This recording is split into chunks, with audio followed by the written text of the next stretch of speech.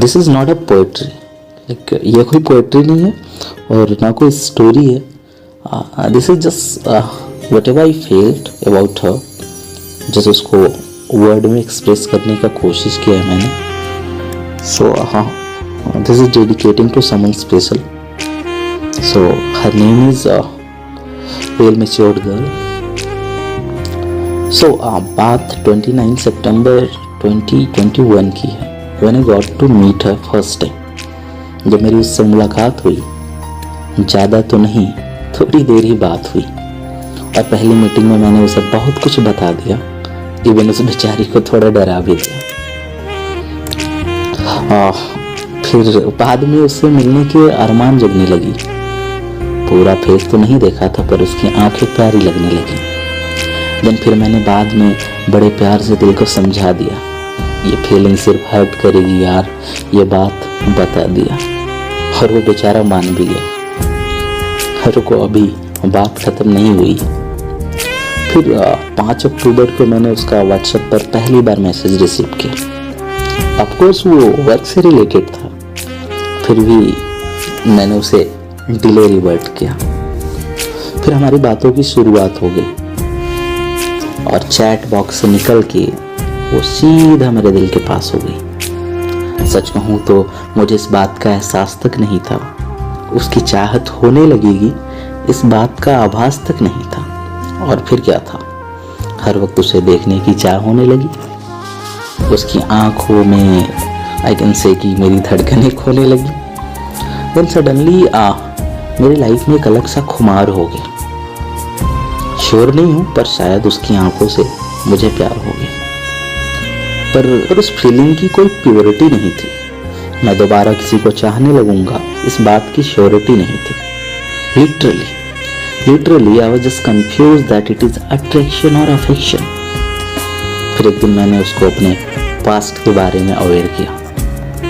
फिर उसने मेरी और अपनी स्टोरी को कंपेयर किया। So the story was same, we both were suffering with the same conditions. Not 100% but हाँ 50%। फिर उसके बाद हम एक दूसरे को सब कुछ शेयर कर सकते थे, जो सबको ना कह सकूं वैसी बातें भी कह सकते थे। फिर उसके साथ वक्त बिताना बहुत अच्छा लगने लगा। एक प्यारा सा शख्स जो कुछ दिन पहले ही मिला था वो सच्चा लगने लगा। हाँ, one thing that I want to clear it before next line is, ऐसा फीलिंग सिर्फ मुझे था, उसे नहीं हो रहा था। इश्क के इस अंधेरे में मैं अकेला ही खो रहा था। पर लिटरली मुझे पता नहीं था कि उसका इतना इम्पैक्ट होने लगेगा और कुछ दिन में ही उसे मेरे मैसेज से सफोकेट होने लगेगा।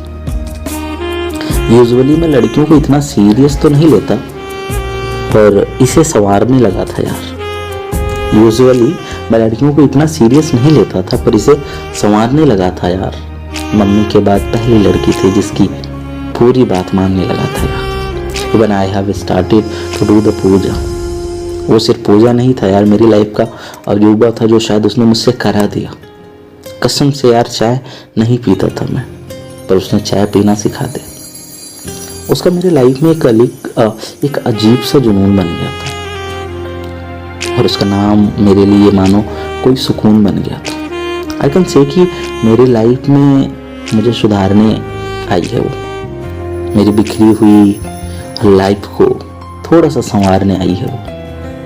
बट एज एक्सपेक्टेड, मुझे जिसकी चाहत होती है वो मुझे कभी मिलने वाली तो होती नहीं, तो फिर ये कैसे मिलती।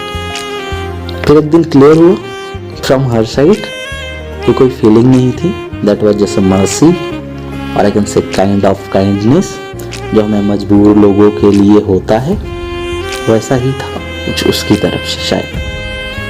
और मैं स्टूपिड कुछ और ही समझकर सपने पालने लगा था। As I mention I am stupid now, तो इसके बाद भी मेरी फीलिंग्स बढ़ने लगी और उतना ही ज़्यादा वो मैडम मुझे इग्नोर करने लगी। रीज़न शी नोज और God knows. After that night I have confessed to my self that I have fallen in love with her. सी वन साइडेड ही था, पर उससे हर बार था यार। खुद से किया था मैंने, पर सच्चा वाला इकरार था यार।